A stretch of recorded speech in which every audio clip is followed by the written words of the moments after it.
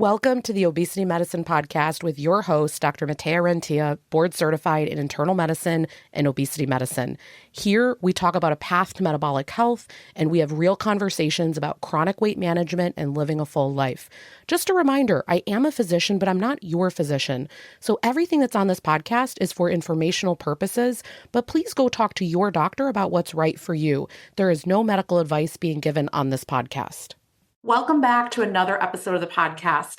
So whenever I bring someone on the podcast, listening, we don't bring random people on here. I either have been following them a long time. I myself am either in their memberships, reading their books, having really liked what this person has to offer. And so today I am so excited to have Jamie on. She's a registered dietitian, has an amazing membership, book, other different handouts. We're going to talk about all of this. I was so excited when your team reached out because I had already been following you a long time. I've learned so much from you. And I know that basically everyone that listens to my podcast, they're either on a GLP-1, a lot have gone through bariatric surgery. Actually, about 60% of my practice at this point has had a history with bariatric surgery.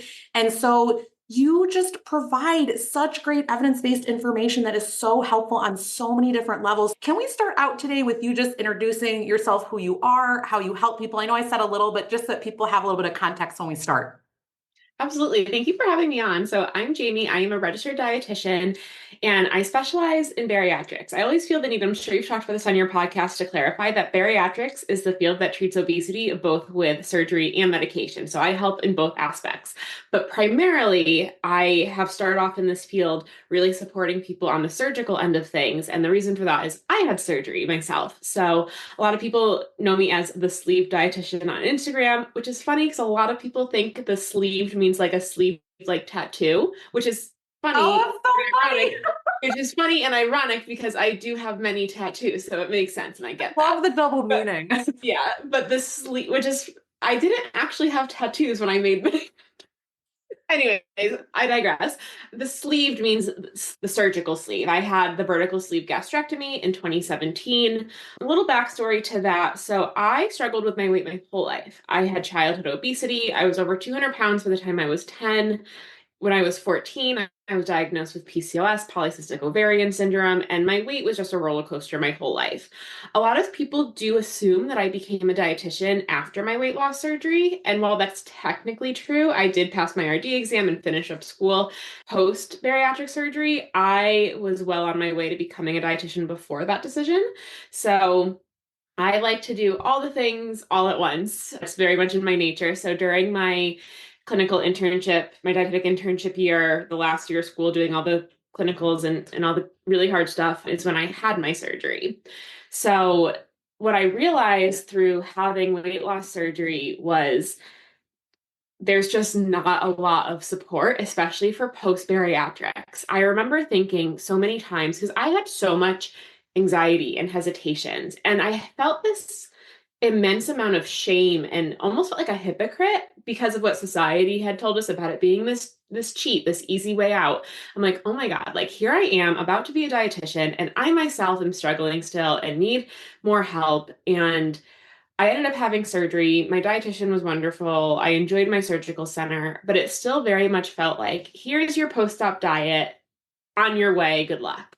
And I remember thinking, I'm like, okay, I have a degree in nutrition and I am struggling. How in the world is anyone who doesn't have a background in this figuring this out? Because it's not just simply following the diet. It's like, how do I make this my life? So fast forward, that's really what I do now is I support people with how do you actually take what your surgery center or your dietitian or your doctor is telling you to do and do it. We work through a lot of the barriers, the lifestyle changes.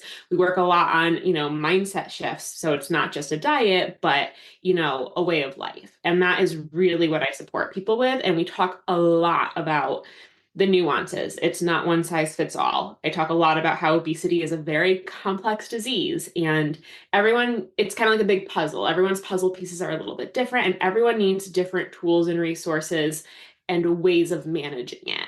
So that's really what I do now. And of course, now with GLP-1s being what they are, so many of my patients are on GLP-1s. I have been on GLP-1s now twice in my life. Once about 2 years ago, I struggled with a little bit of regain, nothing crazy, but it ended up being the right choice for me. got off the GLP-1, got pregnant, and now I am 6 months postpartum and back on a GLP-1. So I speak a lot about that journey too. Yeah. Oh my God. First of all, congratulations. That's been really fun You? to follow up. And I wanted to say everything you're saying resonates so much. How it's like you can know all the information, but how do you actually implement it? And when you're talking about how it's so complex and also not being the one size fits all, this is something that I find as well, that people think it's, one diet plan, one this, one that. It's like, no, it's going to have to really be tailored. I thought of some questions ahead of time, but I'm also really open to just kind of seeing where our conversation goes. But what I thought we could start with, because this is an area I don't see people talk enough about, and I'm wondering if you can maybe speak to a few of the top nutritional challenges that patients face after weight loss surgery, because I know there's several different types, but what do you see as problems that they encounter? So I could probably list about 10 of these, but I'll start with one of the most common ones when it comes to the post-op diet. So bariatric patients need a heavy emphasis on protein.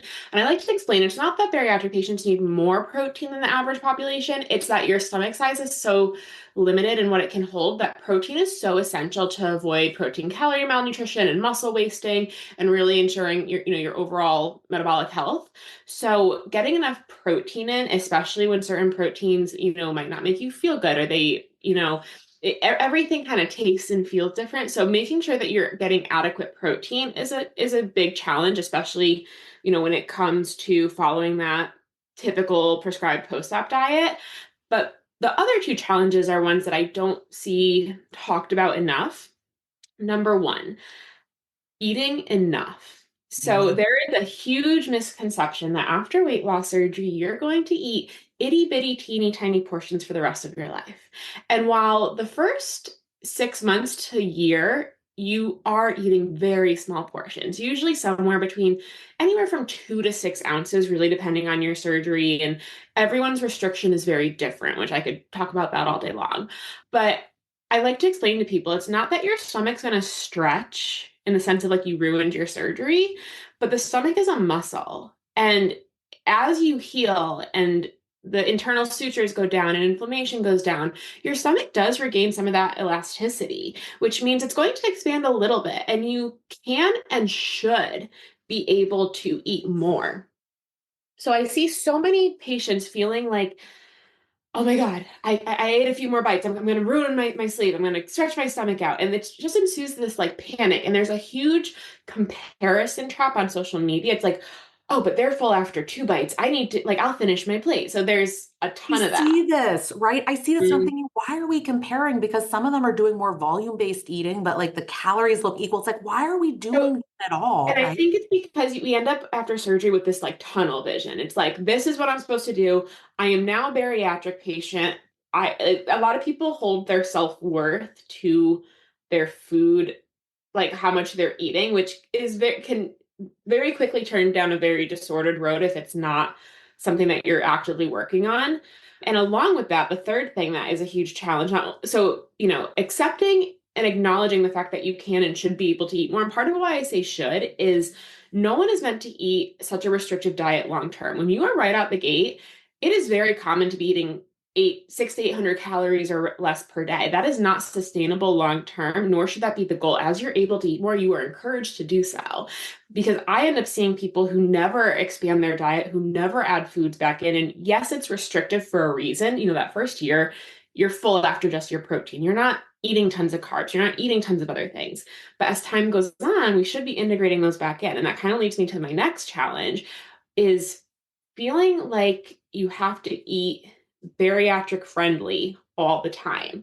And bariatric friendly really is high protein, low carb, low sugar, which is ideal for weight loss, ideal for hitting those protein needs. But as you're able to eat more, you should be having more variety. And I try and explain to my clients and the people in my membership, all foods fit, just not all the time. Like, yes, we still need to prioritize. We still need to have protein first, but you should get back to a relatively normal, balanced diet. And I think a huge challenge is accepting that you can eat a variety of foods and trusting yourself to do so. So these last two pieces of nutrition challenges aren't necessarily like hitting that protein, hitting that water. Like, yes, those are challenges, But the bigger picture, again, really ties back to that lifelong nutrition struggle. So I really help my clients prioritize their goals. We still want to lose weight and keep it off, but also finding that balance where you can have variety, because no one was meant to live on the super, super strict post-op diet long term. And that's something that I think I could talk all day about also, but a lot of the times, back to what I experienced firsthand, there's not a ton of post-op support. It's like you progress to solid foods, you have this teeny tiny limited list of protein only or veggie only foods, and then no one is there to support you to increase over time or to add foods back in. And unfortunately, many bariatric centers don't believe in the philosophy I believe in and say, no, this is your strict post-op diet you follow lifelong. And we know that that doesn't work lifelong. So that's something that is really hard for my clients to reconcile with, because while I never tell them not to follow their bariatric diet, it's my job to educate them and empower them to go back to their surgery center to say, hey, I'm 3 years post-op and struggling with regain because I'm trying so hard to avoid carbs, but then I'm binging and snacking at night. Totally. So how do we just add that balance in initially so that that scenario doesn't happen? Totally. Oh, you bring up such good stuff. What's the process evolving over time? I think people struggle with whether it's on a GLP-1 or post-surgically, everything you're talking about. It's so interesting because I think people want to be like, I found the way, I'm sticking to it, and I never change. And with our body, unfortunately, it's adapting all the time. And also our needs, like if you're perimenopausal, postmenopausal, very different than when you were maybe 19, 20 years old, right? So it's like things are always changing. Hormone levels are changing, all the things. It's very telling also too, just like the strict diet culture. So for example, I have a really good family friend and he struggles immensely with his weight, always has. Him and I have had a lot of conversations over the years. And he's so stuck on this medically supervised diet he did at least 10 or 12 years ago, because he lost about 100 pounds. He's like, but that's what worked for me. And I'm like, it didn't work though, because you lost it super quickly, kept it off for like a month and immediately gained it back. But he's so hyper fixated, like that's what worked. And we see that a lot where it's like, I had surgery and in the first year, all I did was measure my protein and that's all I ate. And I was so quote good and I was so strict. That's what worked. I have to go back. And I'm like, no, we have to evolve. And that concept right there is really, really challenging for people. Definitely. So, okay, along those lines, I want to dig more into, I find that people often struggle to get enough protein in. And something that's really great about this applies to both the post-bariatric patients, but also GLP-1 patients, often volume is an issue, right? What are some of the top sort of protein ideas that you have? So we definitely want the most bang for our buck. So really high quality sources of lean proteins is going to be ideal, specifically when it comes to surgery. And this can also definitely be true for people who are just starting off their GLP-1 journeys. You do want to rely on some supplements. We don't want to always, food first is always a fantastic approach. But again, the bariatric community, surgical patients and GLP-1 patients are not the average population. So it is totally a-okay to rely on protein shakes as long as you need to. But I want to emphasize as long as you need to, because what I end up seeing is people not progressing, just relying on protein shakes. So a very common theme I see in my community is people will have, their protein shake or protein bars, which is fine, but then are not making high protein meals or snacks and just choosing whatever other foods they want. It's like, well, I had 2 protein shakes, so I hit my 60 grams, so I can kind of eat whatever I want. We don't want to see that. As you're able to eat more, both with surgery and on GLP-1, you definitely want, I have like a meal plate method that I use with my clients where it's like, this is how we progress our diet. But aside from like having the shakes and the supplements when you need to, any of the animal sources of meat, if you eat animal products, is going to be the ones of most like high biological value. You're going to get all the essential amino acids. You can also get that, of course, with soy-based products too. But what I've found that works well for me and a lot of my clients, and this might be not what every dietitian would recommend, but convenience is key. Don't make it hard on yourself. Like I really suggest for people, like choose the protein foods you like and are quick. I know for me, if I have to create a complicated meal every time I eat or prep it fully, it's just not going to happen. Like honestly, one of my favorite sayings is good enough is good enough. Like get that rotisserie chicken. Get the rotisserie chicken, shred it up, put a little bit of sugar-free barbecue sauce or whatever you want on it, enjoy it. I love low carb chicken nuggets. I think they're called like Simply Bare. They're like a low Yeah. carb Yep. chicken tender. I throw those in the air fryer. It's got like 7 grams of carbs and like 20 grams of protein.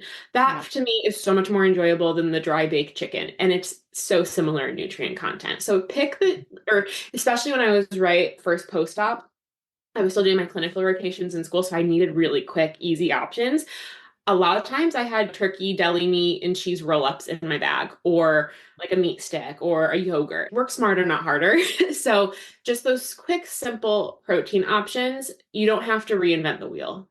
That was actually what I was going to ask you, because I find that people being really busy working professionals, prime example, what you're talking about, going to school, graduating, all the things. But I find, if it's not easy, people can't stick with it. Yeah, so I actually have a free meal planning guide on my website that is really helpful for like speaking fully to like this method that I use. But I think people also get in their heads like, well, I need to prep all my meals. And looking to social media, you see, these influencers who have these pretty glass containers with everything perfectly measured and portioned and weighed and tracked. And I'm like, that looks awful. Which, if you like that, more power to you. Can I tell you, I wanted to be this in the past, and I'm going to level with you. I couldn't even have the containers clean on time. I was like, I can't even maintain the I can't tell you how many times I've bought, not glass, but how many times I've bought containers promising myself I'm going to meal prep, and then I'm so aggravated trying to fit them in my cabinet, I throw them out. Like, for me, that doesn't work. So what I suggest is like loosely prep. So have 2 to 3 protein options in your fridge, have 2 to 3 veggie options, have 2 to 3 carb options. So what that might look like is, okay, I've got hard-boiled eggs in the fridge for the week. Check. I have rotisserie chicken that I shredded in there that I can use on salads or wraps. Check. I have, I did ground turkey taco meat, that's in there. Check. Or chili, whatever. Like pick 2 to 3 just easy to grab protein options. Same with veggies. Microwave that steamable bag of broccoli. Take 1 cucumber, wash it, slice it, and put it in the fridge for the week. Bell peppers, whatever. Like one simple step of, okay, I got home from the grocery store. Let me wash the English cucumber I got, slice it and put it in a container. I can grab and go. Same with like the carb options. Maybe that's, a low carb wrap. Maybe you prep some baked sweet potato. Maybe you have some, clementines on the counter or a banana, which yes, you are allowed to have fruit. Just quick grab and go options that you can mix and match. And again, my free meal planning guide kind of goes over that in more detail. But meal planning or meal prepping, whatever term you like to use, doesn't have to be this strenuous process. It can be as simple as I have my rotisserie chicken. That's an example I use a lot because I love a good Costco rotisserie chicken. You shred it up, put it in the fridge, add it to a salad, add it to a wrap, make a chicken salad out of it, whatever. It's easy. Cans of tuna, whatever. Like make it easy, because if you have to spend a ton of time, and some people thrive off of that more structured approach. Those people are not listening. I'm just here to tell you, okay, great. We don't attract the people that want to do like elaborate meal planning and like cook. Okay, great. Yeah. I'm in good company because it's funny because especially like as a dietitian, I think people like to assume that I like to cook and all that. I just made the absolute easiest.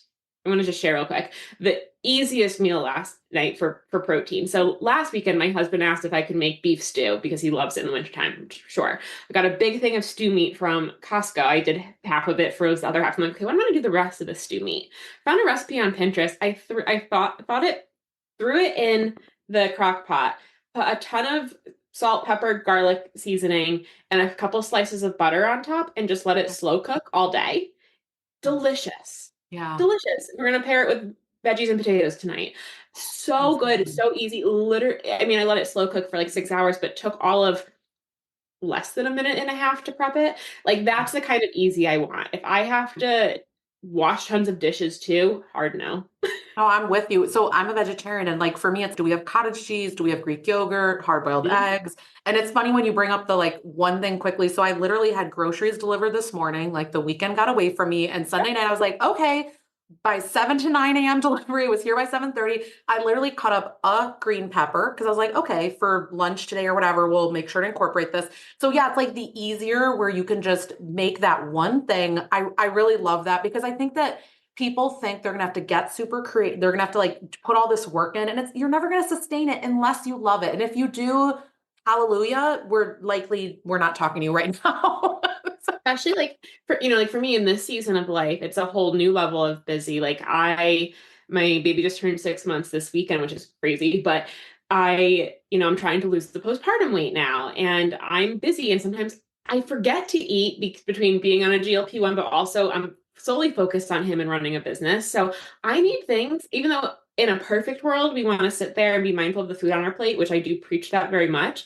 That's me like maybe half the time or less. The other like 60-70% of the time, I've got a baby in my arms and I'm grabbing a cold air fried low carb chicken nugget from the night before and doing my very best. And that's what I mean when I say good enough is good enough. But what I find is people end up hyper fixating on how bad they did, how bad that is. They have this made up idea of what good and bad is. And I'm like, if it works, it works. Don't fix what isn't broken. I would so much rather see you grab, again, rolling with the same examples, the low carb chicken nuggets and pair it with some cucumber slices and, call it a day versus try not to eat something or try just to have a protein shake or try to be, quote, so good and perfect that you end up snacking or binging in the evening and night. And that is the most common theme that I see. 100%. I see that too. People are like, I'm not hungry till 2:00. I'm like, but every night, every night we're having the same situation go down. So, okay, I want to pivot for one moment because people are going to take me out if I don't ask you this. So everyone always wants to know how to bust a plateau. They want the secret to what it's going to be. So if someone they're working on things, they're like, I should be further down. Like it's reasonable for them to continue losing weight, right? I always like to say that first because oftentimes people have really unrealistic expectations of their body. But if they've been at a certain place for, let's say, 6 months and nothing's moving, do you have ideas that you suggest to them?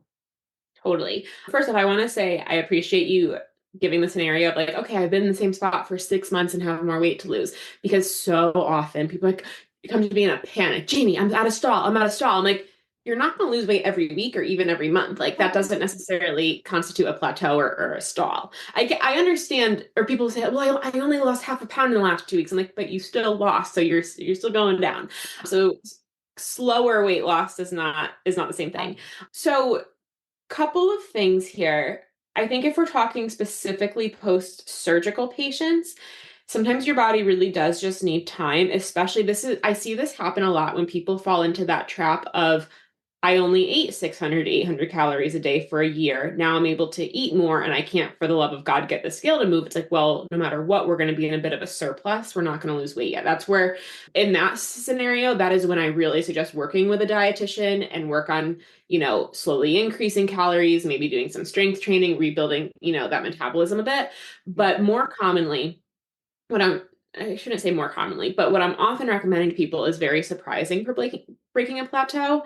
And I always ask them to add more to their routine. Yes. So for me, I like all of our goals to come from a place of abundance, not scarcity. So rather than hyper focusing on taking the carbs away, taking the sugar away, less of this, less of that, I want us to simply figure out where we can add more. So I would encourage you, like, even if you're, doing really great with your diet and, you're hitting your protein and water goals, can we do more protein? Can we do more water? Can we do more veggies? Can we do more steps in a day? Can we get more sleep, please? How can we get more of the things that are going to serve us? Because oftentimes people are not resting. Our bodies cannot differentiate between sources of stressors. So if you're stressed with work, stressed with kids, stressed with holidays, running around, not sleeping enough, not eating enough, which stresses your body out, you're going to run yourself into a hole. So, and then you're, over stressing about the scale. Let's get like a good night's sleep.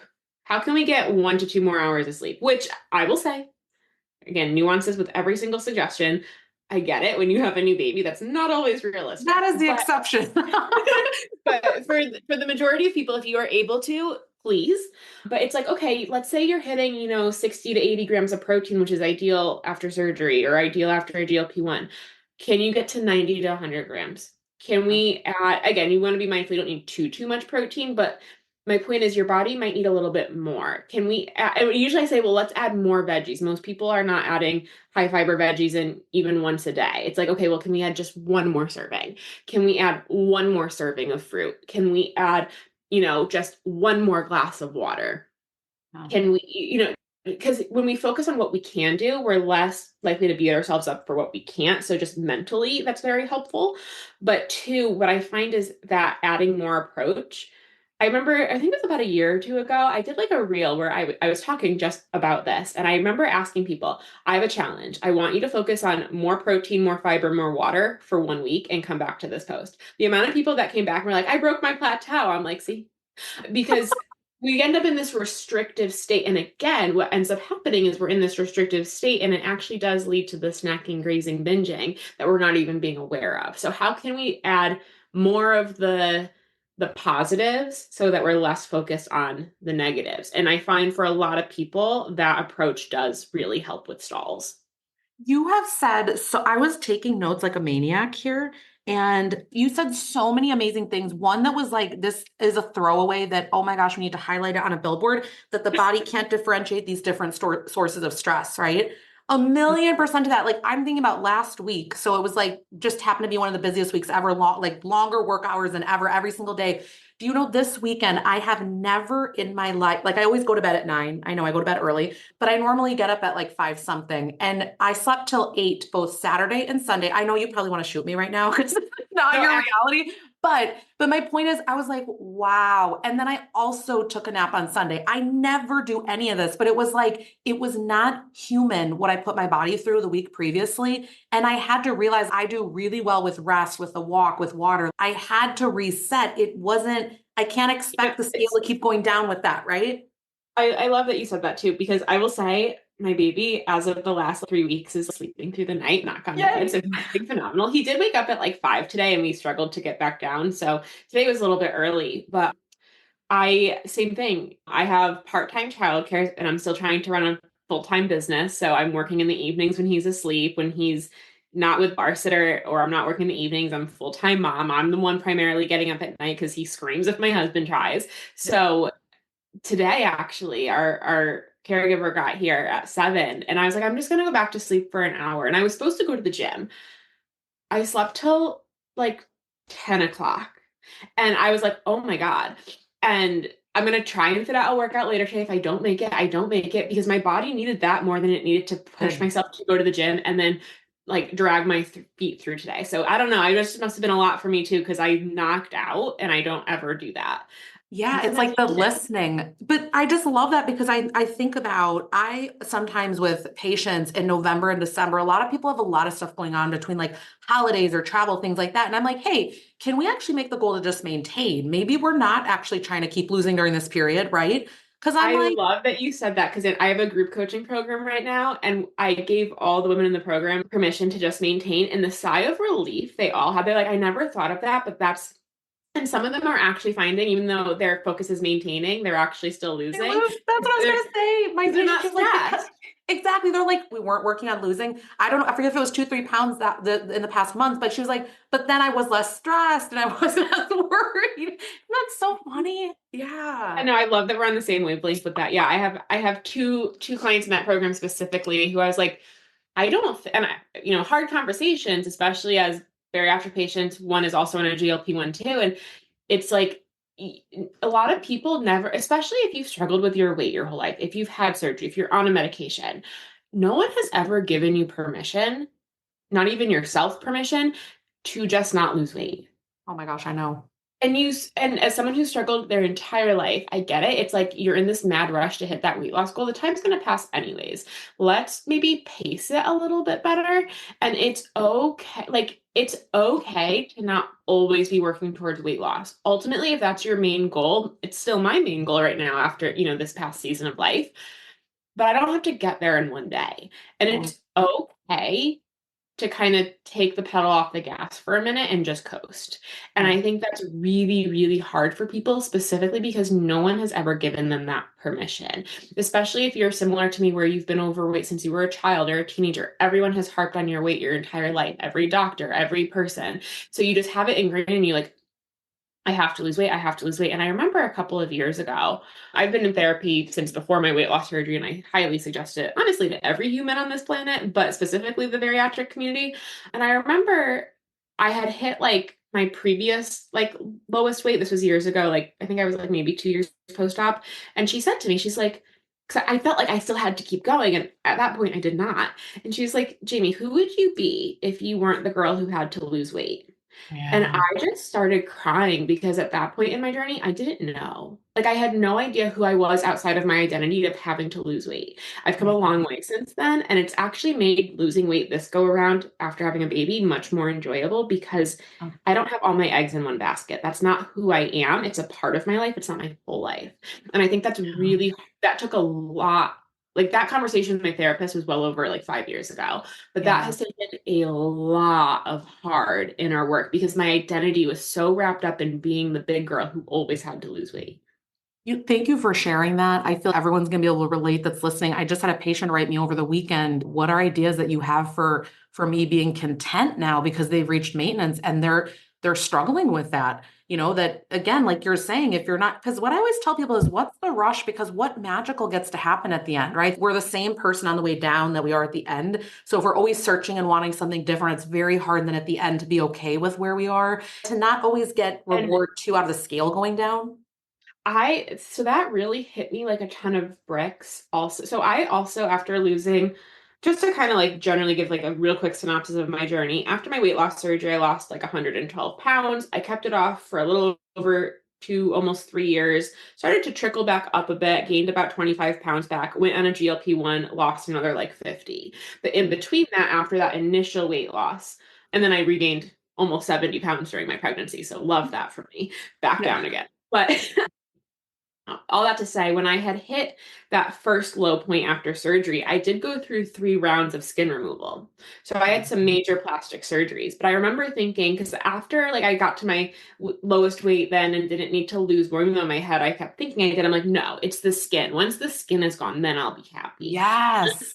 Once this loose skin isn't masking, quote, how tiny I am under there, then I'll be happy. After my first round of skin removal, the body dysmorphia that took off and ensued was wild because it wasn't what I envisioned.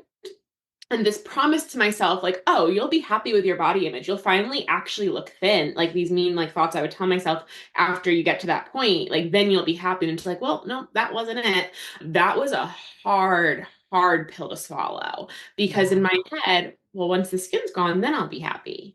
And then you Yeah. start to realize because I spent a lot of my life, most of my life, especially growing up with obesity, especially as a child and like adolescent, I blamed every problem on my weight. I'm like, well, the reason I don't go out and socialize is because I don't have friends because I'm big, which I had a couple of close friends, but I was never like that girl going out and doing things. The reason I don't go out on dates or people don't ask me out is because I'm a big girl. Like every problem I had in my life or like down point in my life, I pinned on my weight. And when you get to the end of it and you're like, wait, the problems I had before are my problems now. Like the things that stress me out, worrying about, just like the average human worries, like worrying about bills, worrying about this, being stressed about whatever. Like it doesn't all just go back to your weight. And in my head, this is going to sound so ignorant, but growing up the way I did, I truly believed if you were like a naturally thin person or someone who didn't struggle with your weight, like what in the world do you have to complain about? Like what do you have to be upset? Like It was I this. I really didn't think then people had problems, or if they did, I thought it was stupid. So I'm like, at least you don't Yeah. have this problem because it was Yeah. such a big looming struggle for me my whole life. I think And everyone can relate to this though, that like, again, same with me with childhood overweight and obesity, that when you've struggled your whole life, you think if that could be solved, like all the rest of this goes away. And because it's that's, such a yeah, big problem, and again, it's a focal point that everyone kind of pinpoints in your life and that you hyperfixate on. So again, that took a lot of therapy, a lot of inner work, looking at my own judgments and figuring that out. That was because it's hard. You get to, and there really is no end to this journey. And I think that's hard too. You kind of think like, I got the weight off, check, done. And it does not work like that, especially knowing that obesity is a disease. And I think this, I don't want to pivot too far, but I think this is another important point to like look at your own bias. Like when I first had my surgery, I can remember not meaning to judge other people. Like I'm not like a judgmental person, but we all have that inner voice. And I remember seeing other people in the community sharing about regain or gaining all their weight back. And I remember thinking, that would never be me. Like I Which, could by never. the way, that's very common with the data. That is like the Yes. reason I started my clinic, because of the shame that a patient was crying in front of me, how she had regained. And I was like, success is considered less than 50% regain within 10 years. So that's right. Yeah. Right. And at the time, I remember even ignorantly thinking to myself, I'm like, I won't well, do I'm going that. to always stick to this. I'll never be that person. And the message I have for every single person is not any one person is immune to struggles or regain. And I talk about this in my book. I'm like, in that moment, the universe heard me and said, we're going to teach her a lesson. And again, I gained about 25 pounds back, and that left me pretty distraught. I'm like, what in the world? And it felt like no matter what I did, despite helping all these other people, my PCOS symptoms were coming back. Like all these struggles, like were compounding again. And it was very, very scary. And I don't think and at that point, especially even with my schooling, nobody was really talking about obesity as a disease. So really understanding the complexities of it, and I talk about this a lot, everybody is going to regain at least some of their weight. 100% to what you're saying. It's not a failure. It's a chronic disease that's very hard to manage. And the other thing, this is why I think that community is so important. And definitely, I want to make sure here at the end that you tell us about yours, because if you are not talking to other people, or if your physician is not educating you on the data, you feel like I'm the only one where this is happening. And then you make it a willpower problem instead of, listen, some metabolic adaptations are taking over, some things we need to change. It's a very different approach versus when we also put shame into it, makes it really heavy to take action. And I think action. it's also really hard because I have experienced this first. So the bariatric community on Instagram is beautiful and lovely, and I love the social media community. It's, a huge part of my journey and where my personal community is.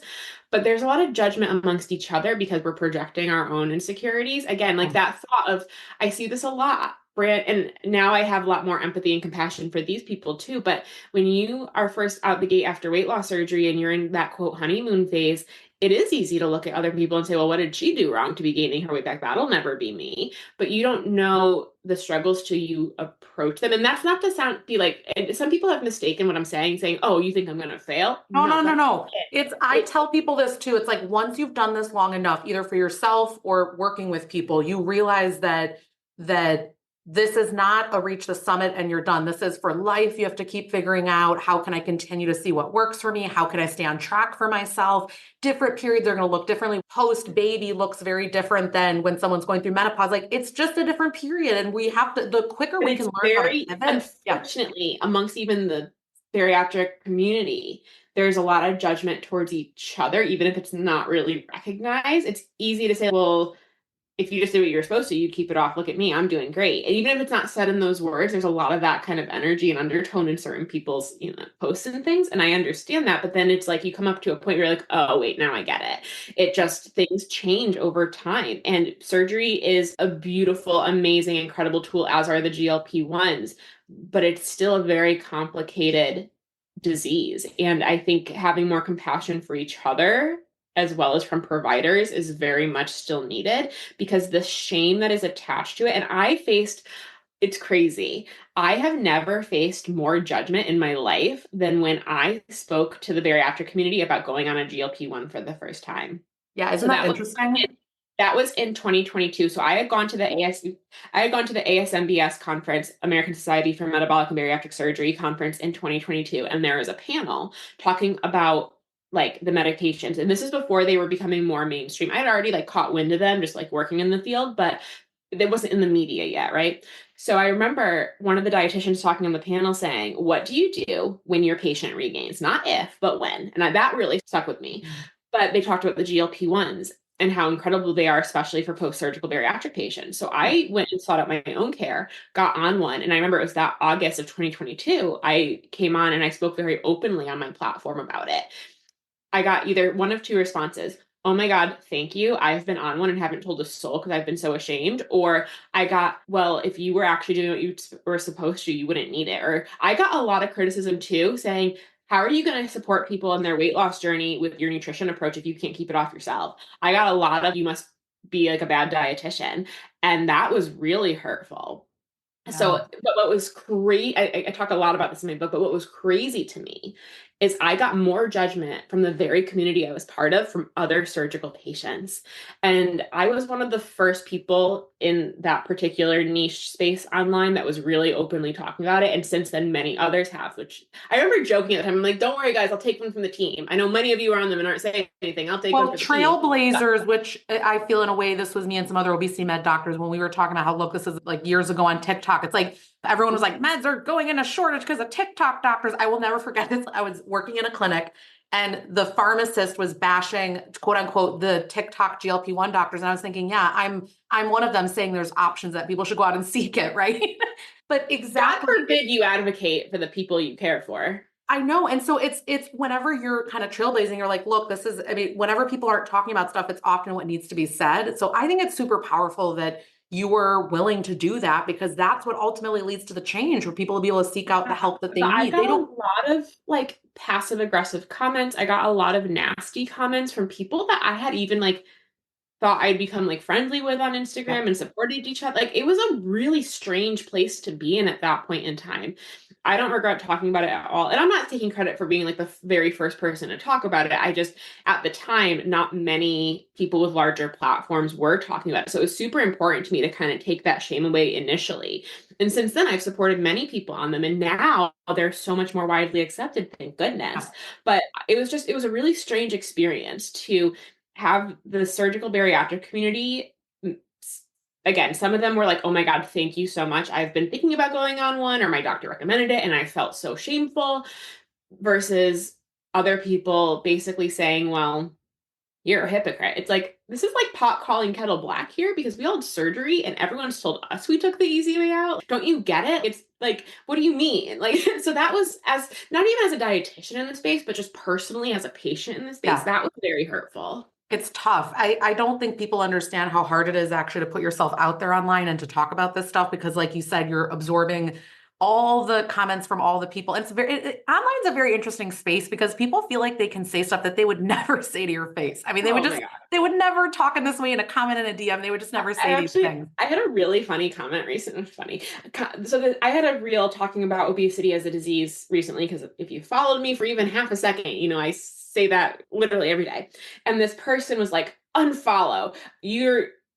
Just take accountability for your actions. I'm obese too, and obesity isn't a disease. Like, you're just trying to make excuses. And like, I kept like, I usually don't answer troll comments, but I felt the need to keep prying at this one. And this lady was like big mad at me. She's like, no, you're just not taking accountability, and you're encouraging everyone else to not take accountability. It's not a moral, it's not a disease. It is a moral failing if you're not. I'm like, I feel so bad for you, because you have been told this so often that you, like, I've had other people say, I don't think obesity is a disease. I'm like, well, I don't care if you don't think it is. It is. Like that. Well, the internalized bias, right? I mean, I talk about this a lot too. I went through this myself of being like, I did, I don't know, like 5 years of weight loss coaching and all these things, and kept being like, I need to work harder. I need to work harder. And I remember my friends at one point, that physicians, and they said, look, just go on this already. They were like, why are you doing this to yourself? So it was this conversation that I too thought, no, I'm going to really, like, I'd already been doing stuff for 5 years, but no, I'm going to really buckle down for 6 more months. It's just, it's a lot that people go through. I feel like this kind of ties it. So, and I know we're coming up on time, so maybe I'll leave everyone with this thought, but just talking about like the weight bias, you know, everyone likes to say it's the easy way out. That's why I named it that's the name of my book, The Easy Way Out. Whether it's surgery, GLP-1s, or both, people are like, you're cheating, you're taking the easy way out. Okay, we know it's not the easy way out. We know it's really hard, but let's play devil's advocate. Let's just say having surgery or taking these medications makes it easy. Why does that make you mad? Why does it make you mad that I could achieve a healthy, sustainable weight without struggling? Why do you want to see me struggle to get there? So like, that's the bigger question. Other people, especially in like the gym communities and like certain like aspects, like, you know, the wellness influencers, it's like, well, you're cheating, you're taking the easy way out. Okay, coming from someone who most likely has never actually struggled with obesity and their weight, why does it make you upset to see someone with obesity actually losing weight without it being super hard? Yeah. And it's not that it makes it easy, it makes it more manageable and doable, and it levels the playing field for people who have struggled, because people who've never struggled with their weight just can't possibly understand. And it's wild that it elicits such anger in people. And again, it goes back to that weight bias and the way people in larger bodies are treated. And it's really gross. The thing I want to say here too is that there's no winning. So if you don't do anything, you're doing it wrong. If you do all the things, you're doing it wrong. There's absolutely, even if you're doing stuff, that's the wrong thing you're doing. So you're going to please no one. So I relay a lot of things back to my social media posts, because that's where I put out like all my content. But I had a post recently too, where it's like, like the Twitter style, like text. It's like, society, do anything and everything possible to lose weight. It's like, okay, has bariatric surgery and goes on GLP-1. No, not that way. Like, no, not that way. It's like, oh, okay. So I have had the best conversation today with you. I know everyone's going to enjoy so much what we talked about. Can you tell everyone real quick, tell us how they can find you, tell us what you have going on right now, just so we'll make sure to link all that in the show notes as well.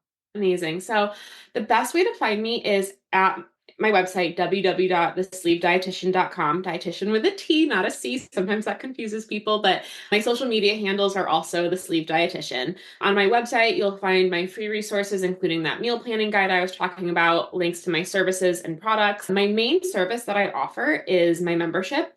It's called the Tribe Membership. It's an acronym that stands for the Real Insights of Bariatric Eating.